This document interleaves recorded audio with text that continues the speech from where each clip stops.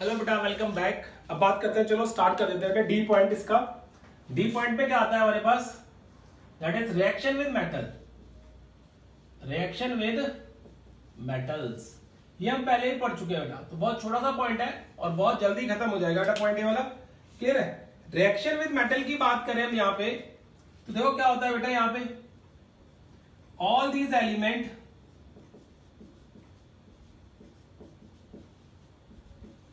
elements react with metals to give binary compounds. Binary compounds बेटा, clear है? कैसे देखो, कैल्शियम फॉस्फाइड, मैग्नीशियम नाइट्राइड, इसी तरीके से आप बोल सकते हो जिंक, आर्सेनाइड। क्लियर है केस? ऐसे ही आप बोल सकते हो जिंक, बिस्मिथाइन थाइड और मैग्नीशियम एंटीमोनाइड। तो इस तरीके से ये कंपाउंड मेटल से, ये एलिमेंट्स मेटल से रिएक्ट करके बाइनरी कंपाउंड फॉर्मेशन कर देते हैं और इस तरीके से वो बाइनरी कंपाउंड बनाते हैं बेटा। मैं इनके नाम लिख देता हूं बेटा आपको, ताकि आपको याद रहे बेटा क्या क्या नाम होते हैं इनके। ये होता है calcium phosphide, calcium phosphide PHID। This is magnesium nitride, magnesium nitride. This is zinc arsenide, zinc arsenide. This is magnesium antimonide and this is zinc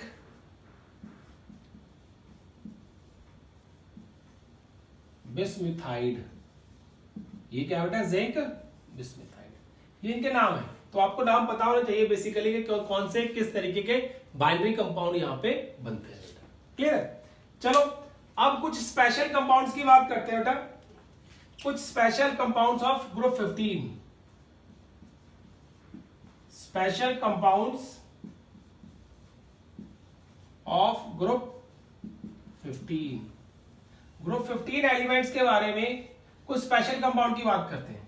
तो कोशिश करते हैं आज हम खत्म करने की नाइट्रोजन।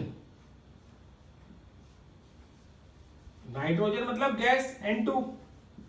आजकल बेटा आईयूपैक कमेटी ने कह दिया कि अगर N2 है तो आप उसको डाई नाइट्रोजन बोलोगे। क्लियर है किस? तो क्या बोलते हैं इसको? Die nitrogen. अब देखो, जो डाई नाइट्रोजन गैस है, ये गैस सबसे पहले 1772 में एक साइंटिस्ट था शेली, उसने कहा था कि जो एयर है it has two gases. Air has two gases, one करती है बेटा फायर सपोर्टिंग है एंड अदर वन, एक फायर करती है, दूसरी क्या होती है? Foul smell. एक क्या करती है? फायर को, कंबशन को सपोर्ट करती है, कंबशन को सपोर्ट करती है। क्लियर है केस? इसी गैस को, जो ऑक्सीजन है बेटा, हमें पता चल गया था हमें कि ऑक्सीजन जो गैस प्रेजेंट होती है, जो मेन गैस है एटमॉस्फेयर के अंदर ऑक्सीजन, वो फायर और कंबशन को सपोर्ट करती है बेटा। क्लियर है? लेकिन जो दूसरी गैस है नाइट्रोजन, उसकी स्मेल फाउल स्मेल होती है। ये शेली ने कहा था बेटा। अब रदरफोर्ड ने कहा इसी केस में, रदरफोर्ड कहता है कि ये जो N2 है इसको मिफेटिक गैस कहा बेटा उसने। मिफेटिक गैस, मिफेटिक गैस का मतलब होता है killer of life, killer of life. क्योंकि आपको पता है अगर नाइट्रोजन के एटमॉस्फेयर में कोई भी एनिमल या ह्यूमन बीइंग या कोई प्लांट रहता है बेटा, तो वो मर जाता है। क्लियर है? तो हम क्यों कहते, इसको क्यों कहा रदरफोर्ड ने mephitic gas? Because in the atmosphere of nitrogen due to suffocation animals and plants are dead. Suffocation की वजह से क्या होता है बेटा, एनिमल और प्लांट जो होते हैं वो क्या करते हैं, उनको ऑक्सीजन नहीं मिलती और in the absence of oxygen they died, वो क्या होते हैं बेटा, मर जाते हैं। तो इसलिए मेफिटिक गैस है। आप ये मत बोलना कि नाइट्रोजन जहरीली गैस है, बहुत इंपॉर्टेंट बात बता रहा हूं। कई बार बोलते हैं कि यार जब नाइट्रोजन का एटमॉस्फेयर होता है तो एनिमल और प्लांट जो है मर जाते हैं, तो इसका मतलब नाइट्रोजन जहरीली गैस है? नहीं, nitrogen gas is not a poisonous gas, ये सिर्फ सफोकेशन करती है बेटा, घुटन करती है। और उस सफोकेशन की वजह से क्या होता है बेटा, आदमी या जो भी एनिमल होगा, प्लांट होगा, वो सारे के सारे खत्म हो जाते हैं, एक्सटेंट हो जाते हैं बेटा। डन। तो ये कैसा आया था, तो रदरफोर्ड ने कहा था कि मेफिटिक गैस है और किलर ऑफ लाइफ है, इसलिए मेफिटिक का मतलब होता है किलर ऑफ लाइफ। अब देखो इस गैस की लेबोरेटरी प्रिपरेशन क्या है, नाइट्रोजन की laboratory preparation, lab preparation.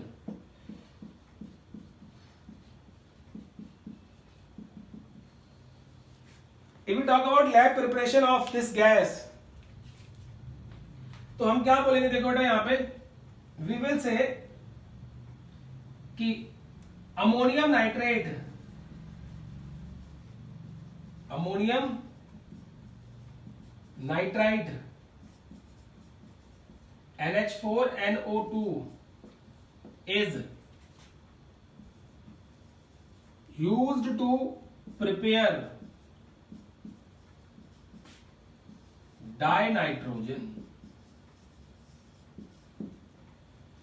But बेटा जो एक कंपाउंड है अमोनियम नाइट्राइट, बट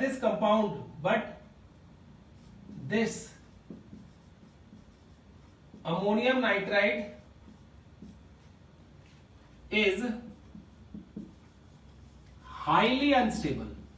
ये हाईली क्या होता है बेटा, अनस्टेबल होता है, और अनस्टेबल होने की वजह से साथ का टूट जाता है, इसलिए हमें नाइट्रोजन कई बार उतनी क्वांटिटी में नहीं मिल पाती जितनी हमें मिलनी चाहिए।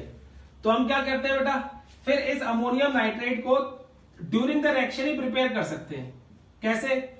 हम क्या करते हैं, ammonium chloride plus sodium nitrite ले लेते हैं, और जब इसको हीट करते हैं बेटा तो we get ammonium nitrite plus NaCl।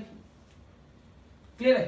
अब इसको हीट कर दो, तो आप इसको हीट करोगे तो you will gate N2 plus H2O। तो यहां से आपको क्या मिल गई बेटा, नाइट्रोजन गैस मिल जाती है। क्लियर है? तो इस तरीके से हम क्या करते हैं, नाइट्रोजन गैस को लेबोरेटरी में प्रिपेयर करते हैं with the help of chemical compound, कोई भी कंपाउंड की हेल्प से। ठीक है? तो N2 मिलती है, बट दिस N2, ये जो N2 मिल रही है बेटा यहां से, it has some impurities, some impurities of nitric acid and nitric oxide. इसके अंदर क्या होती है बेटा, नाइट्रिक एसिड और नाइट्रिक ऑक्साइड की इंप्योरिटीज प्रेजेंट होती हैं। किसके अंदर, इस रिएक्शन मिक्सचर के अंदर। ठीक है? तो हम क्या करते हैं, इस इंप्योरिटीज को निकालने के लिए, to remove these impurities, what we generally do बेटा, देखो क्या करते हैं,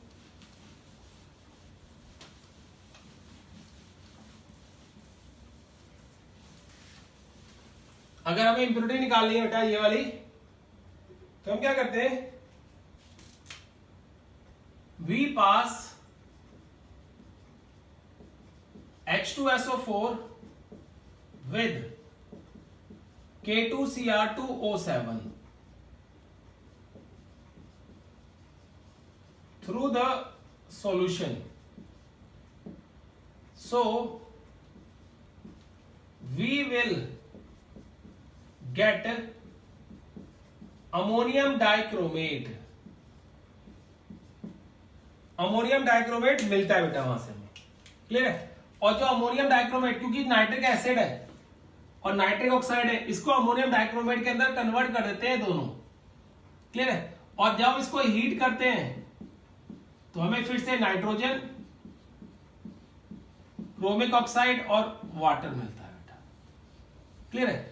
और ये डाउनवर्ड डिस्प्लेसमेंट करके बेटा नाइट्रोजन गैस तो ऊपर चली जाएगी और बाकी सारी चीजें क्या होंगी, नीचे मिल जाएंगी, और उस तरीके से हम प्योर फॉर्म में नाइट्रोजन प्रिपेयर कर सकते हैं वहां पे। क्लियर है बेटा केस? तो ये आ गया पहला मेथड है लेबोरेटरी प्रिपरेशन का बेटा, कि लैब के अंदर अगर आपको प्रिपेयर करनी हो नाइट्रोजन तो इस तरीके से प्रिपेयर कर सकते हो ए। ठीक है? अब देखो दूसरा मेथड, दूसरा मेथड की बात करें बेटा इसके प्रिपेयर करने की नाइट्रोजन, तो इसका दूसरा मेथड जो होगा प्रिपेयर करने का बेटा वो होता है प्योरेस्ट फॉर्म में बेटा। ये क्या हमारे पास प्योरेस्ट फॉर्म। डन। अब प्योरेस्ट फॉर्म में कैसे करते हैं देखो, इसको हम रेड कराते हैं नंबर 1 बेरियम एजाइड से। बेरियम एजाइड को हीट करते हैं और हमें मिलता है बेरियम प्लस नाइट्रोजन। क्या मिलता है हमें? Barium plus nitrogen. इसी तरीके से सोडियम एजाइड, इसको भी हीट करते हैं बेटा, then we get sodium plus nitrogen.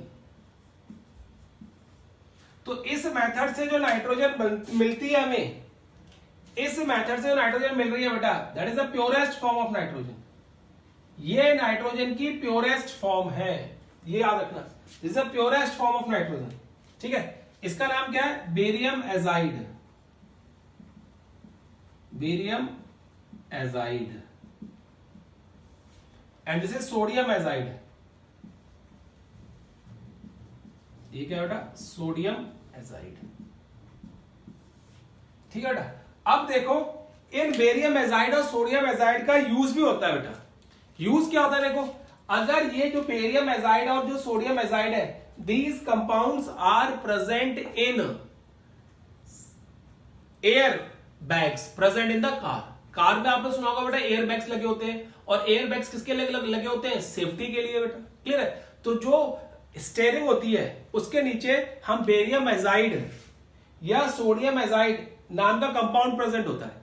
तो जैसे ही इंपैक्ट होता है बेटा तो इस कंपाउंड को हीट मिलती है, और हीट मिलने के कारण क्या होता है? ये एक्सप्लोजिव नेचर का होता है, एक्सप्लोड करता है। तो एक्सप्लोड करने के कारण क्या होता है? लार्ज अमाउंट ऑफ नाइट्रोजन वहां से रिलीज होती है, और जैसे ही नाइट्रोजन रिलीज होती है तो जो एयर बैलून प्रेजेंट है, एयर बैग प्रेजेंट है कार के अंदर बेटा, वो फूल जाते हैं, और आपका जो एक्सीडेंट का कॉम्पैक्ट होता है बेटा वो थोड़ा सा कम हो जाता है। ठीक है? क्लियर है केस? तो क्या होता है? कम हो जाता है। तो कभी कभी क्या होता है बेटा कि कई बार क्या होता है कि जब एयर बैग फूल जाते हैं, आपके एयर बैग खुल जाते हैं कार के अंदर अपॉन एक्सीडेंट या अपॉन कोलिजन, तो क्या होता है कि उसके कारण फिर भी जो कार में जो ट्रेवल कर रहे होते हैं बेटा, पैसेंजर होते हैं, वो क्या करते हैं? मर जाते हैं बेटा। क्यों मर जाते हैं? वो इसलिए होता है कि नाइट्रोजन क्या है? फिर से सफोकेटिंग गैस है बेटा। अगर कार की कोई भी खिड़की नहीं खुली है, सपोज करो, ठीक है ना बेटा, और खिड़की नहीं खुली है बेटा कार की, और कार की खिड़की ना खुलने के कारण अंदर क्या हो गया? नाइट्रोजन का एनवायरमेंट बन गया, और नाइट्रोजन का एनवायरमेंट बनने के कारण क्या हो गया? वहां पे सफोकेशन होगी बेटा, और सफोकेशन की वजह से क्या होता है? डेथ हो जाती है। इसलिए कभी भी अगर आपको लगता है कि इंपैक्ट होने पे कार का शीशा नहीं टूटा है और कार साथ में बंद है और एयर बैग्स खुल गए हैं और एयर बैग में भी लीकेज है, तो आप स्लाइटली, अगर आपको होश है तो स्लाइटली क्या करो बेटा, उस कार का शीशा डाउन कर दो, so as the air present in the inside the car that will escape out from the car, और जान बच जाए बेटा। क्या हो जाए? जान बच जाए। तो इस तरीके से हम कहते हैं कि जो बेरियम एजाइड है वो कार के अंदर यूज किया जाता है बेटा। क्लियर है केस? तो ये भी केस आ गया बेटा, देखो इस तरीके से हम यूज करते हैं। अब नोट करो जल्दी से, फिर मैं इसको रब करके दोबारा आगे करता हूं।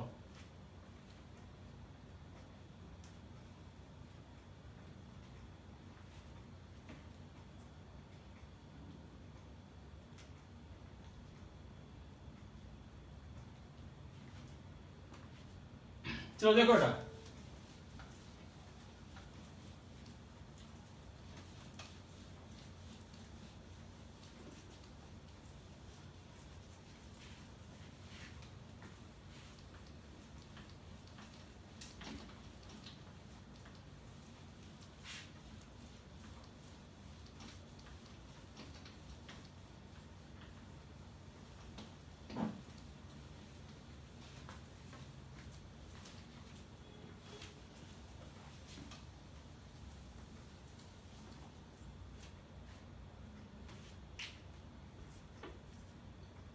देखो बेटा, अब नेक्स्ट मेथड है इसमें c, that is commercial preparation. Commercially अगर आपको नाइट्रोजन प्रिपेयर करनी हो तो बात करते हैं कॉमर्शियल प्रिपरेशन की बेटा। तो कॉमर्शियल प्रिपरेशन नाइट्रोजन करते हैं बेटा, तो हम कैसे करते हैं देखो, by fractional distillation of liquid air. Companies में, बड़ी बड़ी कंपनीज में बेटा, by fractional distillation of liquid air का करके हम क्या कर सकते हैं, कॉमर्शियली प्रिपेयर कर सकते हैं। किसको बेटा, नाइट्रोजन को। कैसे करते हैं देखो, नाइट्रोजन का जो बॉइलिंग पॉइंट है बेटा, 77.2 केल्विन, और ऑक्सीजन का होता है बेटा 90 केल्विन। क्लियर है। अब क्या होता है, अब इस गैस को पहले हमने कंप्रेस किया, कंप्रेस करके लिक्विड स्टेट में कन्वर्ट कर दिया। जब ये गैस लिक्विड स्टेट में कन्वर्ट हो गए बेटा दोनों, तो फिर क्या किया, उनको हीट करना शुरू किया। और जब आपका टेम्परेचर बेटा 77 या 78 पहुंच जाएगा, तो नाइट्रोजन जो है वो बॉयल ऑफ होना शुरू हो जाएगी। नाइट्रोजन जो है उस लिक्विड में से बाहर निकलना शुरू हो जाएगी, और उसको फिर हम कलेक्ट करके सम डिलीवरी ट्यूब हम क्या कर लेंगे, किसी और कंटेनर में कलेक्ट कर लेंगे, और इस तरीके से हमें नाइट्रोजन अलग हो जाती है और ऑक्सीजन अलग हो जाती है। और जो मेन कंपोजिशन है एयर का बेटा, वो नाइट्रोजन और ऑक्सीजन ही है। इस वजह से हम क्या कहते हैं बेटा, कि इस तरीके से by fractional distillation of liquid air करके हम नाइट्रोजन को सेपरेट कर सकते हैं और प्रिपेयर कर सकते हैं। ये इंडस्ट्रियल मेथड है बेटा, और कमर्शियल मेथड है, क्योंकि ये बहुत इजी है, इसमें पैसा बहुत कम खर्च होता है, इसलिए इस मेथड को यूज किया जाता है इंडस्ट्री के अंदर बेटा। क्लियर है। अब देखो physical properties of nitrogen, talk about physical properties of nitrogen. Physical properties of nitrogen. अगर नाइट्रोजन की फिजिकल प्रॉपर्टीज की बात करें बेटा हम लोग, तो देखो क्या कहेंगे यहां पे, it is colourless,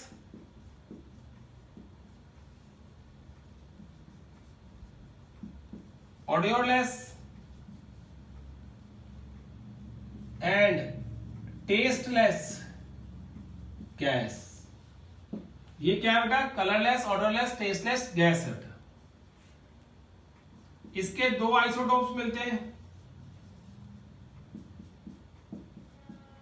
N14 and N15। It is slightly soluble in water, बहुत कम वाटर के अंदर सॉल्युबल होती है बेटा। Next, it is slightly soluble in water बेटा। फिजिकल प्रॉपर्टीज हो गई है 3, ठीक है। अब हम कहते हैं स्लाइटली सॉल्युबल वाटर के अंदर, मतलब वाटर में बहुत ज्यादा सॉल्युबल नहीं होती है। It is inert at room temperature. ये रूम टेम्परेचर पे क्या होती है बेटा, इनर्ट होती है। क्यों इनर्ट होती है, because of triple bonds in N2। Triple bond होने की वजह से बेटा। क्लियर है। Next, it has low boiling point and low freezing point। Low boiling point होता है बेटा, लो फ्रीजिंग पॉइंट होता है इनका, very very low boiling point and melting point. वैसे तो हम फ्रीजिंग पॉइंट की बात कर रहे हैं, और मेल्टिंग पॉइंट भी क्या होता है, लो होता है बेटा इसका। क्लियर है केस। तो ये physical properties of die nitrogen gas है बेटा, कि फिजिकल प्रॉपर्टी को हम इस तरीके से देखते हैं कि ये आगे सारी सारी physical properties. Now will talk about the chemical properties of die nitrogen gas बेटा।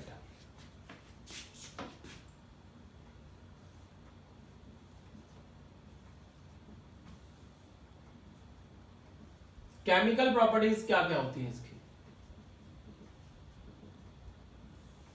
ठीक है बेटा। अब देखो केमिकल प्रॉपर्टीज की बात करें बेटा, यहां पे तो हम कहेंगे, ये मैंने पहले लिखा था, it is inert at room temperature, it is very less reactive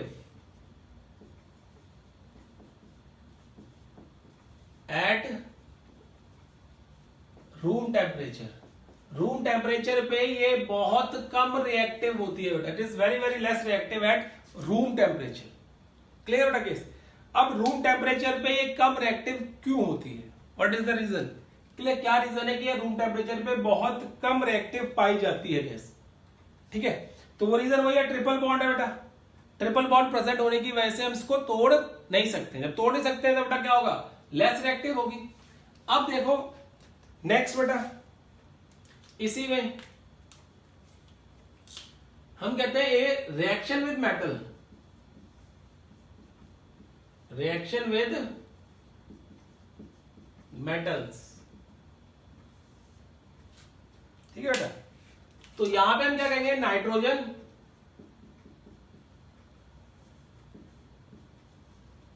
reacts with metal to give respective nitride, respective nitride at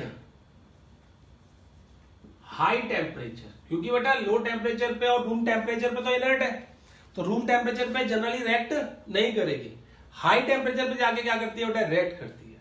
clear है। जैसे अगर मैं शो करूं बेटा यहां पे लिथियम रिएक्ट विद नाइट्रोजन, तो 723 केल्विन के अराउंड टेम्परेचर होता है बेटा, तो I will get lithium nitride Li3n। In the same manner magnesium react with nitrogen 723 बेटा Mg3n2 मैग्नीशियम नाइट्राइड। इसको भी बैलेंस कर सकते हो बेटा आप, यहाँ पे 2 लगा दो, यहाँ पे 6, और इसको बैलेंस करना हो बेटा तो यहाँ पे 3 लगा दो। ठीक है, ऐसे कैल्शियम होता है तो 3, और इसको तो थोड़ा सा हीट करना पड़ता है, 723 पे नहीं करते बेटा इसको, और we get Cn2 calcium nitride. इसी तरीके से बेटा एल्यूमिनियम, इसको थोड़ा सा और 1024 केल्विन टेम्परेचर पे रेट करना पड़ता है इसको, and it will you will gate aluminium nitride Aln। 2 लगाओ और यहां पे 2 लगाओ। तो इस तरीके से क्या करती है बेटा, मेटल से रिएक्ट करके रेस्पेक्टिव नाइट्राइड देती है। क्या आती है, रेस्पेक्टिव नाइट्राइड। जैसे इसका नाम क्या है, lithium nitride, lithium nitride, magnesium nitride, calcium nitride, aluminium nitride. Clear है केस, ये केस है सारे के सारे जो आते हैं बेटा, इस तरीके से ये रिएक्ट करती है। डन। अब देखो इसमें एक और रिएक्शन शो करता हूं मेटल के साथ, वो करती है मेटल ऑक्साइड के साथ रिएक्शन शो। कैसे देखो बेटा, ये आगे ए में इसको हमने मान लिया फर्स्ट, ये आगे first, second, third and fourth बेटा। क्लियर। अब मैं रिएक्ट करा रहा हूं ऑक्साइड से, मेटल ऑक्साइड बी,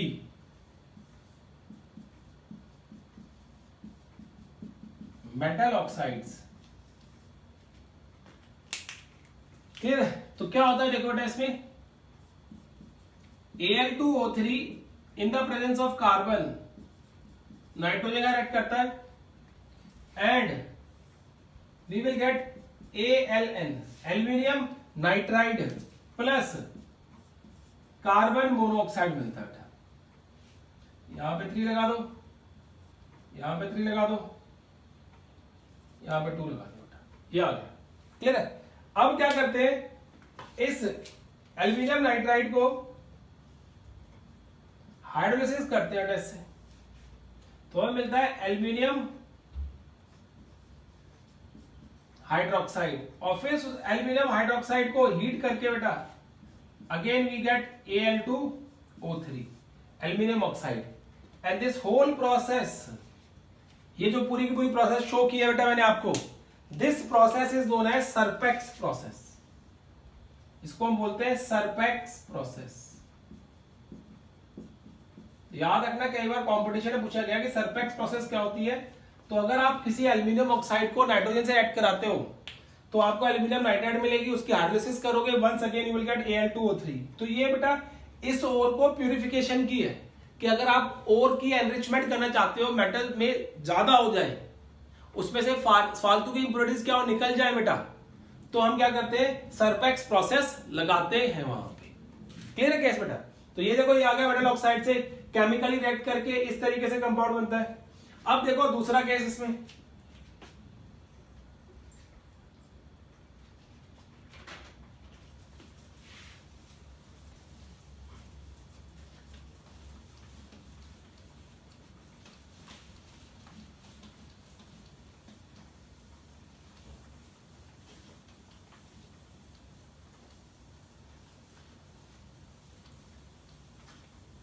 देखो ना, इसमें हम कहते हैं, इसमें ये होता है CaCN2, इसको बोलते हैं कैल्शियम साइनामाइड। क्लियर है? एंड अगर इसी को बेटा मैं CaCN2 प्लस कार्बन यूज करूं तो इसका ट्रेड नेम है nitrolim.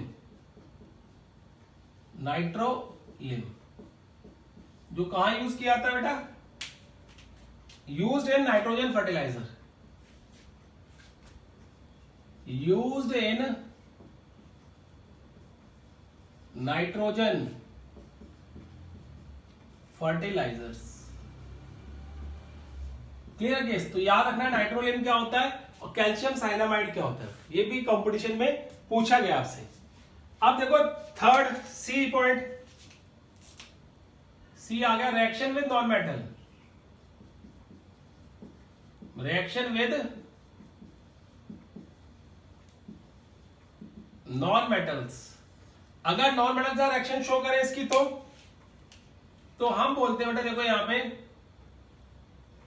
Reaction with non metal के साथ पहला H2 प्लस N2 2NH3 बेटा अमोनिया मिलता है। Manufacturing of ammonia next topic हमारा यही रहेगा कि अमोनिया किस तरीके से प्रिपेयर होता है, इसकी प्रॉपर्टीज क्या होती हैं, वो सारा कुछ केस बेटा। तो H2 plus N2 will give you 2NH3। Second बेटा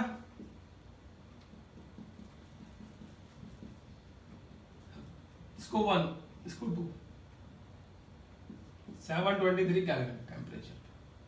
ठीक है, नेक्स्ट होता है बेटा N2 प्लस O2, ये होता है around 2000 kelvin, will get 2 nitric oxide, आपको नाइट्रिक ऑक्साइड मिलती है। तो हाई टेम्परेचर पे नाइट्रोजन जो होती है वो नॉन मेटल से भी रिएक्ट करती है, और नॉन मेटल से रिएक्ट करके क्या करती है बेटा, कंपाउंड फॉर्मेशन करती है। क्लियर है? अब देखो बेटा, कहीं पे आपने ये भी सुना होगा, नोट लिख लो, क्लियर है क्या, कि एक्टिव नाइट्रोजन क्या होती है, एक्टिव नाइट्रोजन। ठीक है बेटा, देखो क्या होती है active nitrogen, if electric discharge is passed through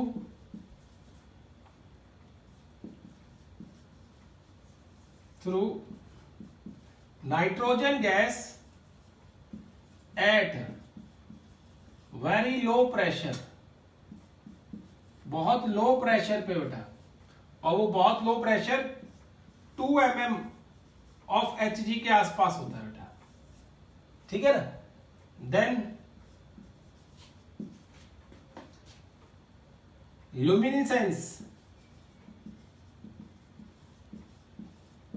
is observed in this case which persist after discharge has been stopped। अगर डिस्चार्ज को हम रोक भी देते हैं, इलेक्ट्रिक डिस्चार्ज को पास करने से रोक देते हैं बेटा, तो क्या होता है, तब भी वहां पे ल्यूमिनेसेंस प्रोड्यूस होती है बेटा, लाइट दिखती रहती है, चमक दिखती रहती है, ठीक है। Then that is active nitrogen, वो एक्टिव नाइट्रोजन होती है N, and it is highly reactive in nature, बहुत ज्यादा रिएक्टिव नेचर की होती है बेटा, हाईली रिएक्टिव इन नेचर बेटा, ठीक है। इतना ज्यादा हाई रिएक्टिव नेचर होता है बेटा इसका कि ये ना C2H2 प्लस N2, ये एक्टिव नाइट्रोजन को आपने सिलेक्ट करा दिया, ये क्या है, एक्टिव नाइट्रोजन, क्लियर है बेटा केस। तो ये C2N2 बना देती है प्लस H2 को बाहर निकाल देती है। दिस इज द रिएक्शन, देखो कितनी ज्यादा रिएक्टिव है कि उसने इथाइन में से H को इस तरीके से बाहर निकाल दिया बहुत इजीली, और क्या हो गया बेटा, खुद कंपाउंड फॉर्म कर लिया, और वो H2 गैस क्या होगी बेटा, वहां से बाहर निकल गई, क्लियर केस। तो ये नाइट्रोजन है। अब नाइट्रोजन आपको पता है बेटा बहुत जगह यूज की जाती है, इनर्ट एटमॉस्फेयर होने के कारण आजकल तो रेस्टोरेंट्स वगैरह में भी आपने नाइट्रोजन गैस देखी होगी, फर्टिलाइजर्स में भी देखी है, प्रोटीन्स के अंदर भी देखी है, एक्सप्लोजिव्स के अंदर भी नाइट्रोजन काफी यूज की जाती है बेटा, कई मेडिसिन है जहां पे नाइट्रोजन बहुत ज्यादा यूज की जाती है बेटा, तो बहुत सारे यूज है नाइट्रोजन के इस केस के अंदर बेटा, क्लियर। तो आज के लिए बेटा देखो काफी इतना, आप पढ़ो इसको, बार बार पढ़ो, क्योंकि बहुत सारी रिएक्शंस है बेटा और बहुत सारी चीजें आपको जो याद रखनी पड़ेंगी इसमें, इसलिए आपको ध्यान से पढ़ना है, बार बार रिवाइज करना है, तब आपको ये चीजें याद रहेंगी बेटा, क्लियर है। Till then take care and bye bye बेटा।